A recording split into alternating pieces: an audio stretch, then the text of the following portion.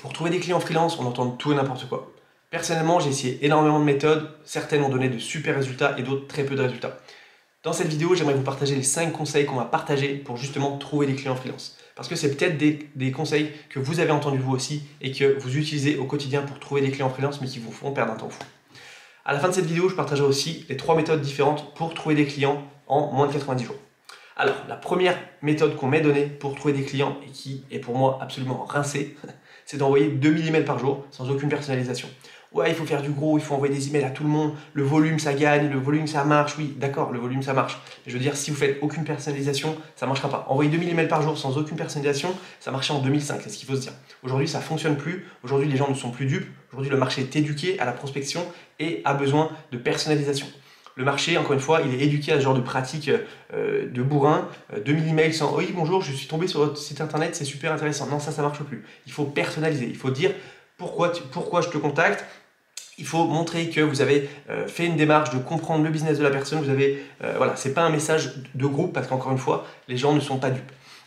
Moins vous ferez de personnalisation, plus vous ferez de la masse bêtement, moins vous aurez de résultats. En revanche, si vous faites de la personnalisation de masse, on est d'accord, vous pouvez faire des emails de masse, mais en personnalisant vos emails, vous allez trouver des clients. Donc il faut arrêter de se dire je fais 2000 emails par jour, je m'en fous, je fais pas trop de personnalisation, ça saoule les gens et personne n'a envie de se faire démarcher de cette manière. Donc encore une fois, si vous tenez aussi à votre réputation, moi je vous conseille de faire de la personnalisation dans vos emails, même si vous faites de la masse.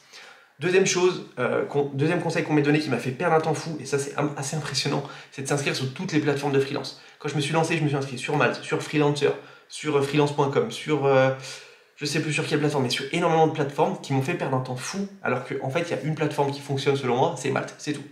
Je me suis inscrit sur plein de trucs, je me suis dit ok, plus je me mets de partout, plus je vais être vu, plus j'ai de chances de trouver des clients. Bah en fait pas du tout parce que encore une fois, les clients, s'ils ne vont pas sur la plateforme sur laquelle vous êtes inscrit, vous n'êtes pas prêt de trouver des clients. Donc, encore une fois, il faut utiliser la règle de la loi de Pareto, c'est-à-dire 20% de vos efforts doivent apporter 80% des résultats. Et dans ce sens-là, vous inscrire sur Malte, c'est ce qui va vous apporter le plus de résultats. Donc encore une fois, s'inscrire sur toutes les plateformes de freelance, pour moi, c'est de la connerie, parce que vous allez perdre un temps fou et vous avez autre chose à faire.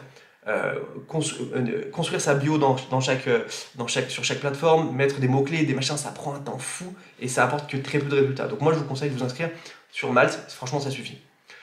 Troisième conseil qu'on m'a donné et qui pour moi m'a fait perdre un temps fou, c'est de faire tous les événements de networking. Donc les événements de networking, tu y vas, c'est super, il y a plein d'énergie, il y a tout le monde qui a de la motivation. Le seul problème c'est que tout le monde pitch son idée. Tout le monde veut vendre sa solution, tout le monde parle de lui. Enfin, moi j'en ai fait 2 à Paris, franchement c'était un calvaire. Chacun est là, ouais moi je veux monter ma startup, ouais moi je suis freelance en ça, je fais ci, je fais ça. Ok super, mais déjà je t'ai rien demandé en fait, pour que tu me pitches ton truc.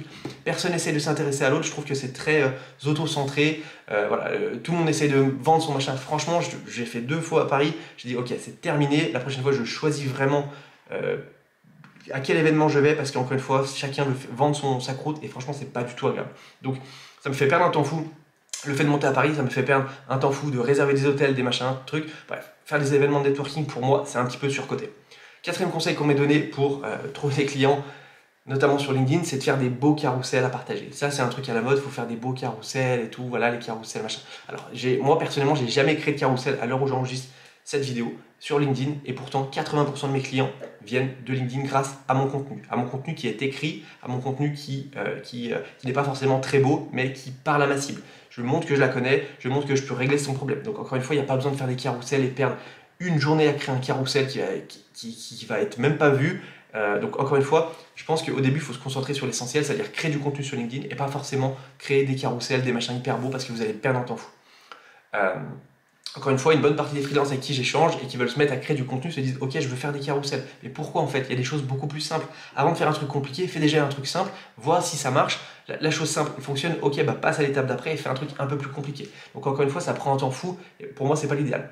En plus, si vous êtes comme moi, vous êtes nul en design, vous allez perdre un temps fou et des fois, ça peut être même contre-productif. De sortir un design qui est complètement claqué au sol, ça peut être un peu contre-productif. Donc encore une fois, plutôt que de passer 3 heures sur un beau carrousel, moi je préfère passer 3 heures à créer 5 posts LinkedIn. Donc voilà, encore une fois, c'est pas parce que vous ne créez pas de carrousel que vous n'avez pas de trouver de clients, et pour moi c'est surcoté de créer des carousels. Surtout en plus quand on galère à trouver des clients, il faut se focaliser sur le volume et créer de bons posts LinkedIn qui parlent à votre cible, qui montrent votre autorité, plutôt que de faire des carousels qui vont vous prendre des heures et des heures. 5e conseil qu'on m'ait donné, et ça c'est le pire, c'est d'attendre. Tout simplement d'attendre parce que il y a énormément de freelances qui attendent, qui se disent ouais mais je sens que ça va marcher, j'attends et tout. Non mais en fait, si tu vas pas chercher des clients, si tu fais pas une démarche proactive de trouver des clients, le client va pas te tomber dessus. Et ça, il y a énormément de freelances qui n'arrivent pas à l'internaliser. C'est que c'est pas en attendant, c'est pas en restant derrière son ordinateur qu'on va trouver des clients. Non, il faut aller les chercher, il faut créer des choses. Enfin, c'est pas de la magie, je veux dire, il faut être dans une démarche où on essaie d'aller chercher des clients, où on essaye d'être dans une démarche d'apporter de la valeur aux gens. C'est comme ça qu'on trouve des clients, c'est pas en attendant. Comme je dis souvent, vous pouvez être le meilleur dans votre domaine, mais si personne ne sait ce que vous pouvez proposer, vous n'allez jamais trouver de clients. Alors que si vous êtes un freelance moyen à la limite, ou même pas bon, mais si vous faites une démarche de chercher des clients, vous êtes dans une démarche proactive, vous allez chercher, vous mettez des actions en place pour trouver des clients, vous allez signer des clients même si vous êtes nul. Donc encore une fois, moi je vous conseille vraiment de ne pas attendre, d'aller chercher des clients, d'avoir la dalle, il faut y aller. Parce qu'encore une fois, ça ne va pas tomber du ciel, on n'est pas dans le monde des bisounours, il faut aller chercher des clients. En plus, plus vous multipliez les actions qui peuvent vous apporter des clients, donc c'est-à-dire créer du contenu sur LinkedIn, faire de la prospection, créer du contenu sur Instagram, je sais pas, faire des partenariats, utiliser des méthodes de co-marketing, je sais pas, utiliser votre réseau proche, utiliser je sais pas, voilà, toutes ces méthodes-là vous permettent de multiplier vos chances de trouver des clients. Alors que si vous attendez derrière votre écran, ça va pas marcher comme ça. On est d'accord, il faut multiplier les actions pour multiplier le résultat que vous allez obtenir. C'est comme si vous étiez célibataire, si vous attendez patiemment chez vous que quelqu'un tombe du ciel, du canapé, enfin du plafond sur votre canapé et vous trouvez l'amour comme ça, bah, ça n'existe pas, c'est pas possible. Donc, encore une fois, plutôt que d'attendre chez soi, de trouver quelqu'un, on sort, on met en place des actions pour rencontrer du monde. Voilà, c'est comme ça qu'on fait. Ben, pour trouver des clients, c'est la même chose. On essaye de mettre en place des actions qui permettent de trouver des clients. On n'attend pas patiemment parce que la chance ne tombe pas dessus. Encore une fois, plus vous mettez des inputs dans votre travail, plus vous allez créer des choses, plus derrière vous allez recevoir des outputs. Donc, encore une fois, on crée des choses pour recevoir. C'est tout simplement comme ça. Maintenant, je vais vous partager les 3 méthodes que moi j'ai mises en place quand je me suis lancé en freelance en 2021, qui m'ont permis de signer mes clients assez rapidement, alors que j'avais pas encore une fois de portfolio, j'avais rien.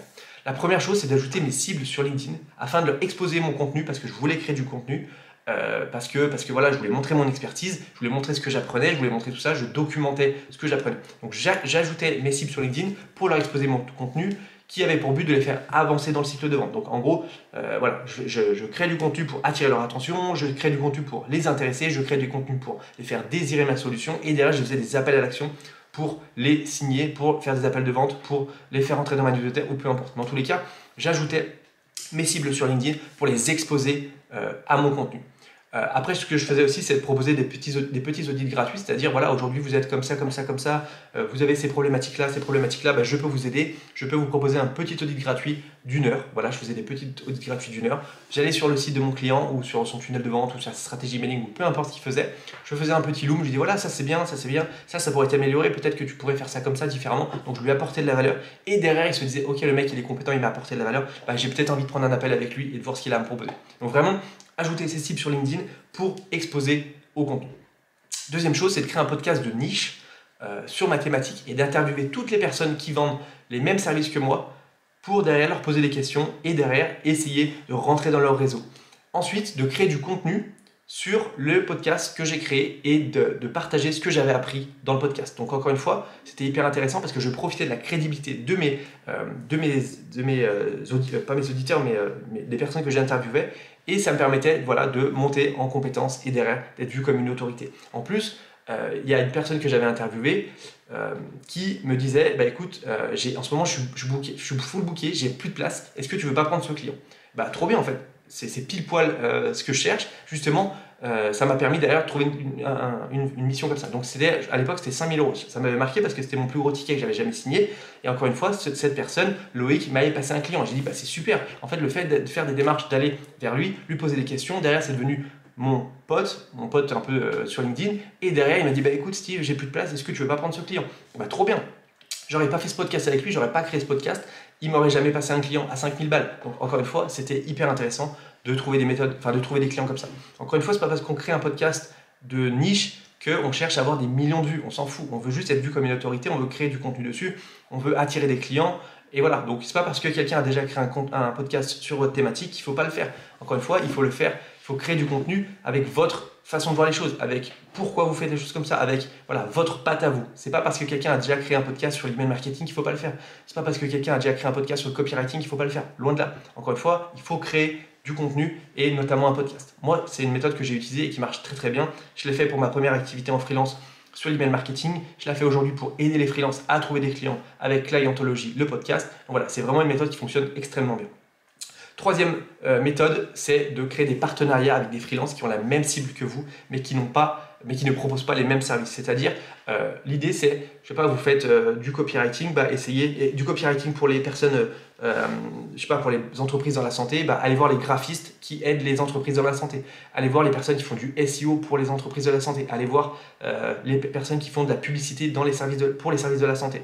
Et donc là, vous allez leur dire, écoute, ce que je te propose, c'est que toi, si tu m'amènes un client, je te rétrocède 10% et vice versa. Si moi, je t'amène un client, ce que je te propose, c'est qu'on fasse un partenariat. En fait, le fait de faire des partenariats, c'est hyper puissant parce que derrière, vous allez créer une petite armée autour de vous d'ambassadeurs qui vont vous représenter, qui vont penser à vous lorsqu'ils auront leurs clients qui cherchent votre service. Donc, en fait, c'est hyper efficace. Et en fait, l'idée, c'est de s'envoyer des clients et se dire, si je t'envoie un client, tu me donnes 10% du prix du devis et si moi, je t'envoie un client, on fait 10%. Et ça, c'est hyper, hyper pratique. En 2022, j'ai signé pour 19 000 euros de mission juste avec cette méthode. En s'envoyant des clients avec des personnes qui avaient la même cible que moi mais qui ne proposaient pas les mêmes services que moi, ça m'a permis de signer jusqu'à 19 000 euros de clients alors que, encore une fois, j'ai fait zéro démarche marketing. J'ai juste envoyé des messages à des personnes, je n'ai pas créé de contenu là-dessus, je n'ai pas fait de prospection. Juste en créant des partenariats, ça m'a permis de générer autant. Donc c'est assez intéressant. Et encore une fois, c'est une méthode qui est gagnant-gagnant pour tout le monde parce que la personne, elle a dans son réseau, je sais pas, un copywriter, un monteur vidéo, un spécialiste du SEO, peu importe, mais encore une fois, c'est hyper pratique parce qu'elle peut envoyer des clients à cette personne et derrière récupérer 10% du prix d'un devis de manière assez passive finalement. Donc voilà, j'espère en tout cas que cette vidéo vous a plu. Si le freelancing, la vente et l'acquisition client vous intéresse, j'ai une newsletter que j'envoie tous les dimanches. Le lien est dans la description. Et puis je vous dis à très vite. Ciao!